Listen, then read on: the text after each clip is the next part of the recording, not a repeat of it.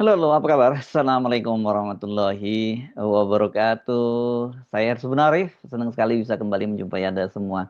Ajakan Menko Pemberdayaan Masyarakat Muhaimin Iskandar agar tiga orang menteri yang paling bertanggung jawab atas bencana banjir bandang di Sumatera melakukan taubatan nasuha, rupanya ini berbuntut panjang. Ketiga orang menteri yang diajak melakukan taubatan nasuha itu adalah Menteri ESDM Balila Dalian, Menteri Kehutanan Raja Juli Antoni, dan Menteri Lingkungan Hidup Hanif Faisal Nurofik. Menteri Kehutanan Raja Juli Antoni dalam rapat kerja dengan Komisi 4 DPR RI mengatakan Caimin itu sudah minta maaf kepadanya.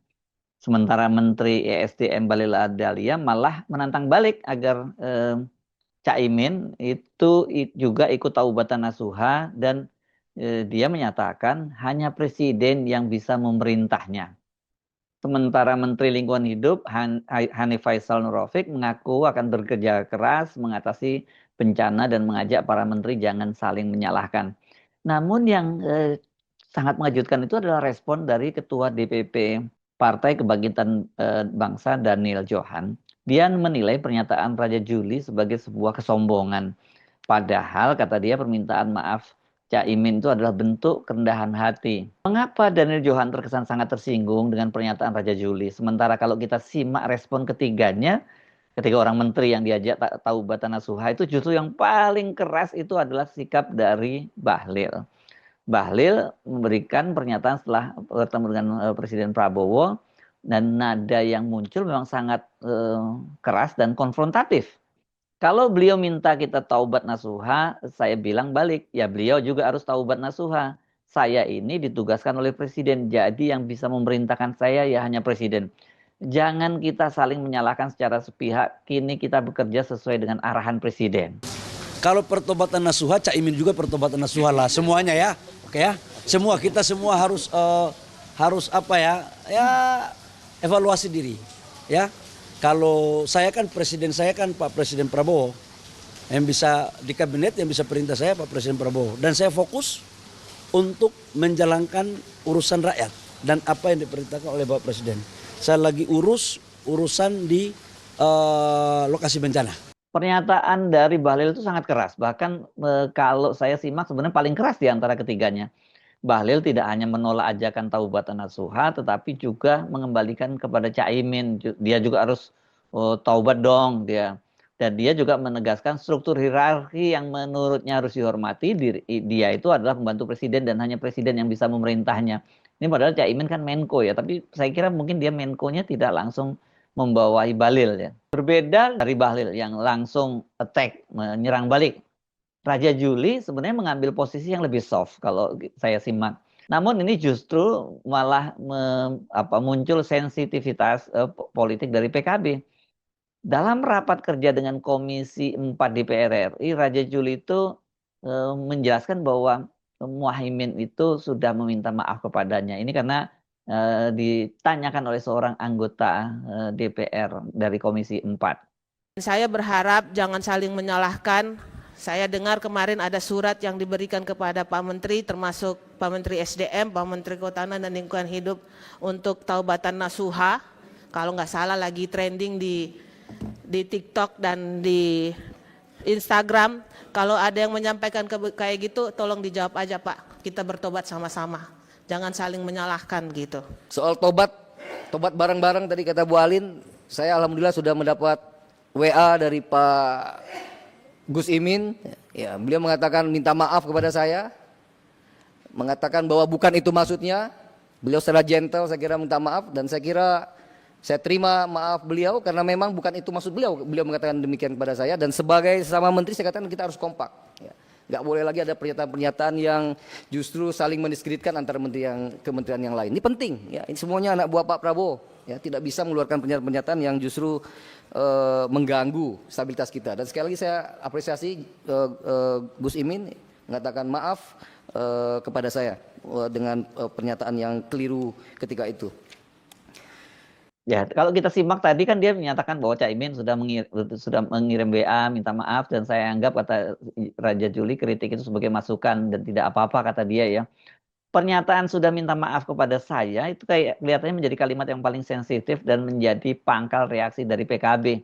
Sebab secara hierarki kabinet kan Caimin ini adalah Menko, sedangkan Raja Juli adalah Menteri. Dan kalau juga lihat mungkin ini saya menduga-duga saja mengapa kemudian kok tiba-tiba reaksinya muncul keras seperti itu ya. Secara usia, jam terbang politik maupun posisi partai, ya Raja Juli itu semuanya segalanya itu berada jauh-jauh di bawah Caimin. Jadi ketika dia menyampaikan kalimat itu bahwa Caimin sudah minta maaf kepada dia di dalam forum resmi DPR, kalimat ini sepertinya dianggap apa ya kurang tepat gitu oleh PKB sehingga ya kemudian muncul penilaian bahwa dia merupakan sebuah kesombongan. Nah, yang reaksinya paling menarik adalah Menteri Lingkungan Hidup Hanif ini. Hanif ini kan memang dia bukan politisi ya. Dia memilih jalur teknis, dia tidak menyerang, tidak juga membalas urusan maaf atau hierarki politik. Pada media dia menyatakan saya tidak ingin saling menyalahkan. Kita harus fokus bekerja mengatasi bencana ini.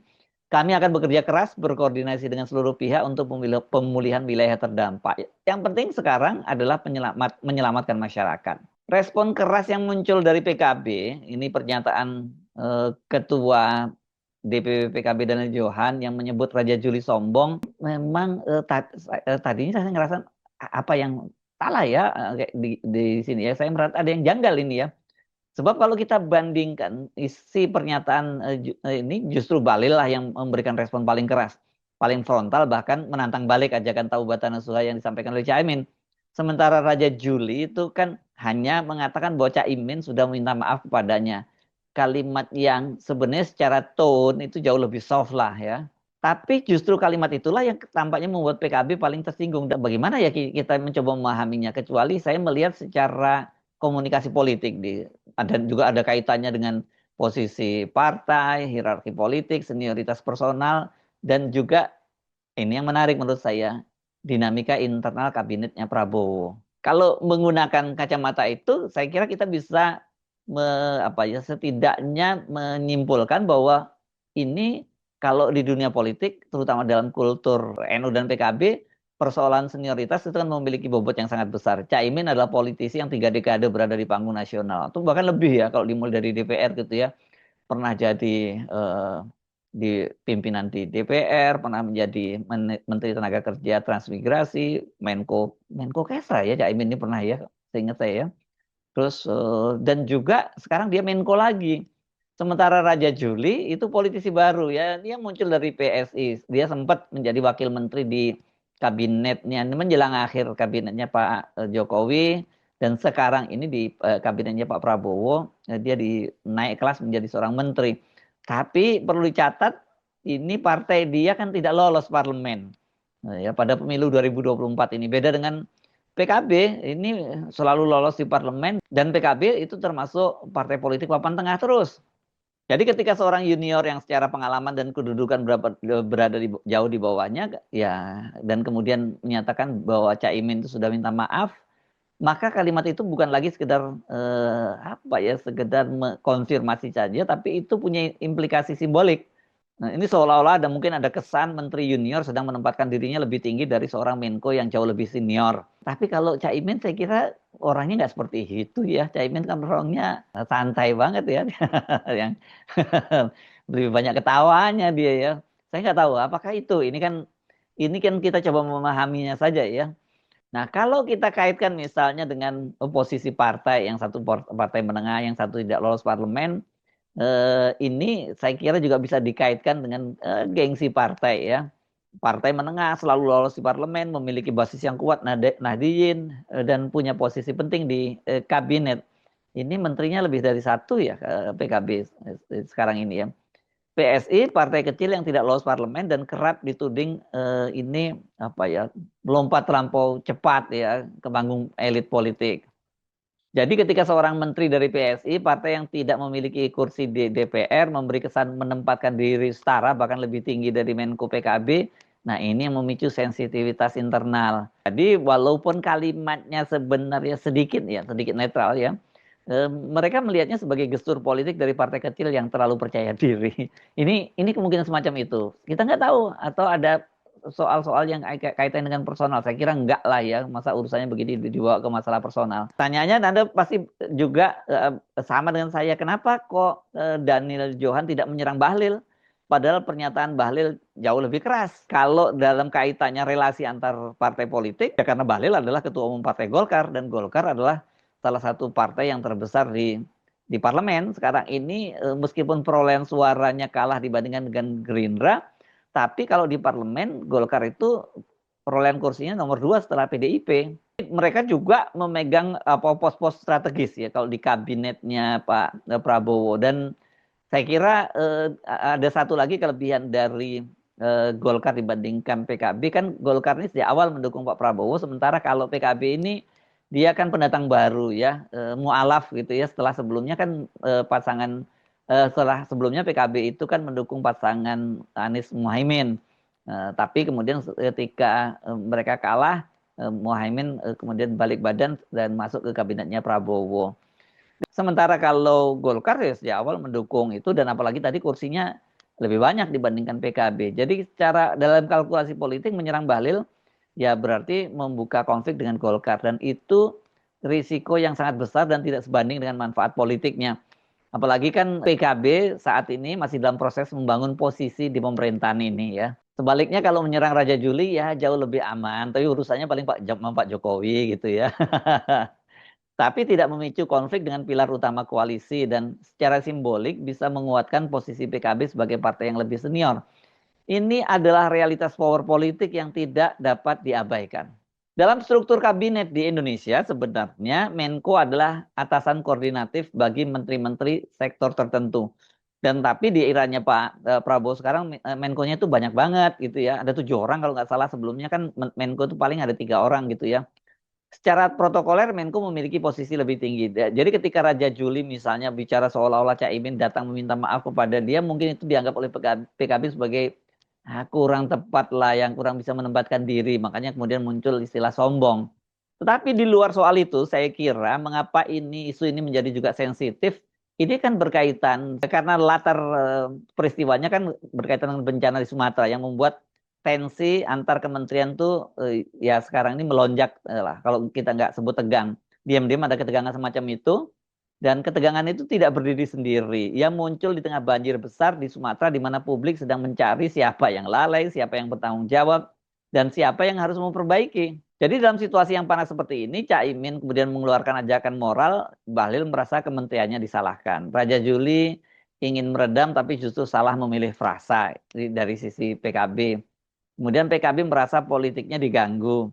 Ya, terus apa yang bisa kita simpulkan? Ya, dinamika kabinet ini terlihat tidak kompak. Polemik yang muncul dari ajakan Taubatan Nasuha Caimin ternyata ini lebih besar dari sekedar perbedaan pendapat biasa.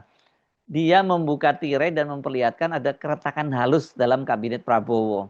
Keretakan ya, bukan keretakan lah ya tepatnya ini saya kira ya. Kalau keretakan itu udah jelasin, kalau retakan ada yang kecil gitu ya. Retakan yang selama ini mungkin tidak tampak di permukaan, tetapi sebenarnya sudah ada di struktur paling dalam. Soal ego kementerian, rivalitas partai, dan perebutan otoritas dalam menangani bencana besar yang menjadi sorotan publik secara nasional. Nah, apa sih persisnya sebenarnya Caimin itu ngomongnya apa gitu ya? Kenapa kok ini jadi di persoalan?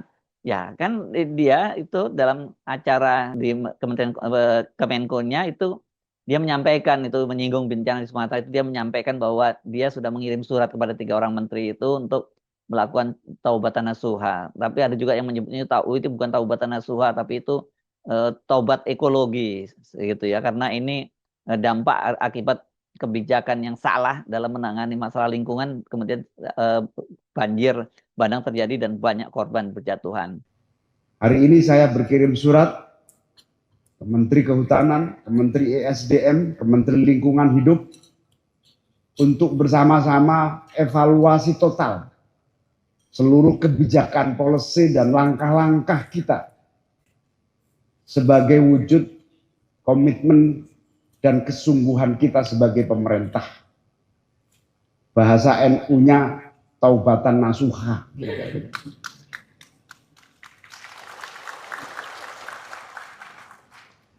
Taubatan nasuha itu kuncinya satu, evaluasi total policy, semua aspek Cari sejak kita berpikir, melangkah, dan berbuat.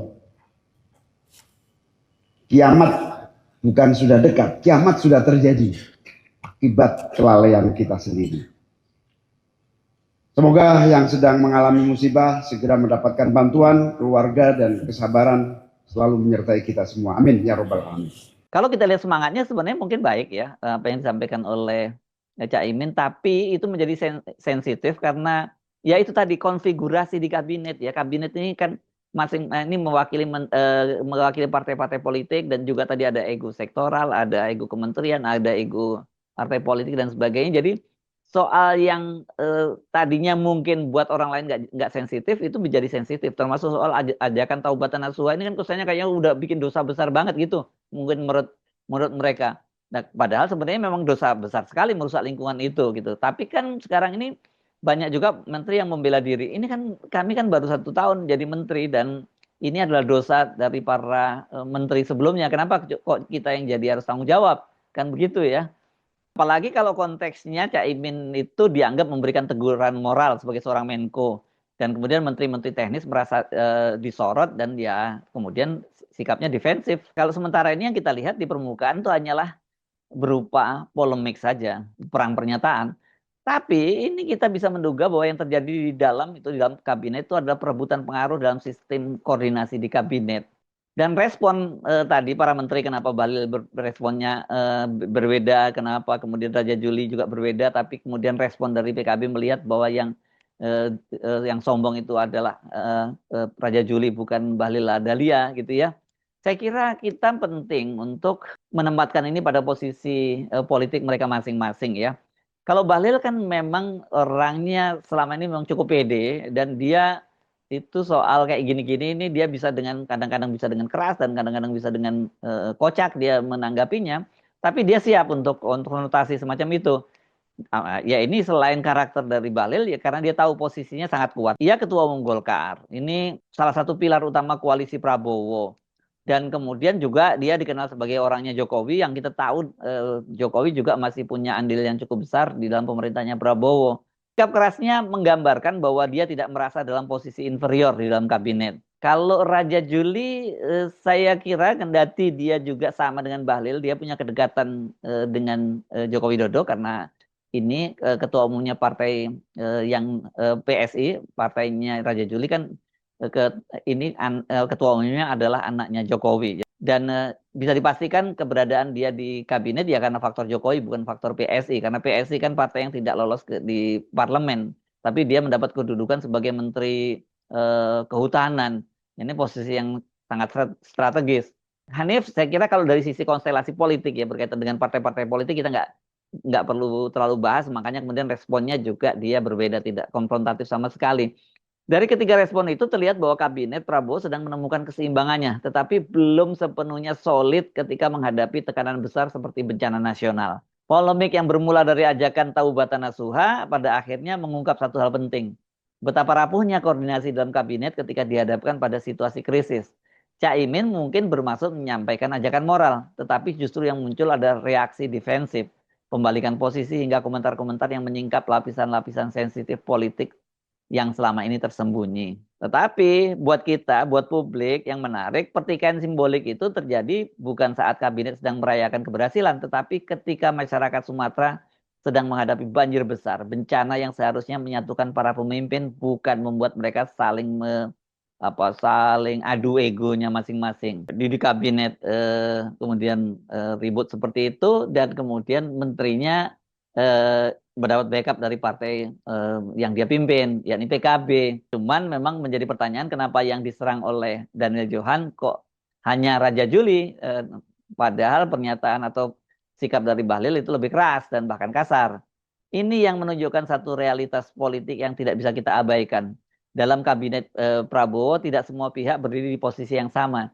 Ada yang terlalu kuat untuk disentuh, ada yang dianggap terlalu junior untuk menempati panggung tertentu, dan ada juga yang masih belajar mengatur pilihan katanya. Lalu di mana posisi rakyat dalam semua hiruk pikuk ini? Di tengah banjir besar yang merendam desa-desa di Sumatera, jutaan rakyat tentu tidak terlalu peduli siapa yang junior atau senior, siapa yang meminta maaf, siapa yang balik menantang, atau siapa yang sedang menjaga gengsi partai. Yang mereka butuhkan adalah kehadiran negara tindakan cepat, koordinasi solid, dan kepemimpinan yang tidak terjebak pada simbol-simbol sensitif. Karena pada akhirnya banjir itu tidak pernah menunggu para pejabat yang berdebat. Air datang, rumah terendam, dan rakyat menanggung akibatnya. Yang diperlukan bukan saling menyalahkan, tetapi kesadaran bahwa jabatan, senioritas, dan warna partai seharusnya berhenti ketika datang sebuah bencana.